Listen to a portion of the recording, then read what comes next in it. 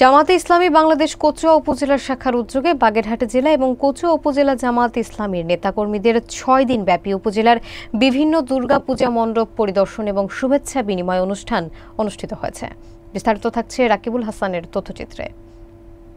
গতকাল জামায়াতের কচুয়া উপজেলা আমির মোহাম্মদ রফিকুল ইসলামের সভাপতিত্বে অনুষ্ঠিত পরিদর্শন ও শুভেচ্ছা বিনিময় সভায় প্রধান অতিথির বক্তব্য রাখেন বাগেরহাট ৩ আসনের জামায়াতে ইসলামের প্রার্থী অধ্যক্ষ মোহাম্মদ আব্দুল আলিম। বিশেষ অতিথির বক্তব্য রাখেন সভাপতি পেশাজীবী সংগঠন জামায়াতে ইসলাম ঢাকা তেজগাঁও মাওলানা মোহাম্মদ ইউনুস সহ উপজেলা জামায়াতের বিভিন্ন নেতৃবৃন্দ। তারা বলেন তাদের দল ক্ষমতায় আসলে সনাতনীদের পাশে থাকবে সর্বদা।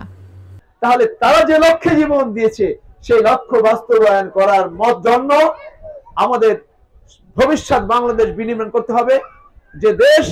যে দেশে বৈষম্য থাকবে না, যে দেশে অন্যায় অত্যাচার নির্যাতন নিষ্পেষণ থাকবে না। আমির আমাদের নির্দেশ অনুযায়ী ষষ্ঠমী থেকে শুরু করে আজকের দিন পর্যন্ত কচুয়া উপজেলার ৪৩টি মন্দিরের সবকটি মন্দিরে আমরা কয়েকবার সফর করেছি। তার মধ্যে একটি মন্দির আমরা রেখেছিলাম আজকের জন্য মেহমানের জন্য। আমরা সেটি মাধ্যমে আমাদের এই ৪৩টি মন্দিরের আনুষ্ঠানিকভাবে আমাদের মত বিনিময় সভা আজকে শেষ করতে পেরেছি। এই জন্য আল্লাহ শুকরিয়া আদায় করি, আলহামদুলিল্লাহ। এখানে শান্তি প্রতিষ্ঠা করবেন, এই জন্য আপনারা এই দুর্গা মাকে আপনারা কি করেছেন, এই ধরা দেবে আনয়ন করেছেন। অসুরী শক্তি না থাকে, আমরা চাই দেশের কোন অসুর শক্তি থাকতে পারবে না।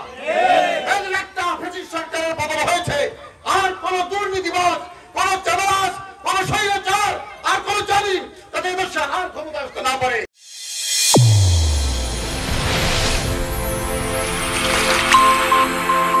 চ্যানেল A1 হৃদয়ের স্পন্দন।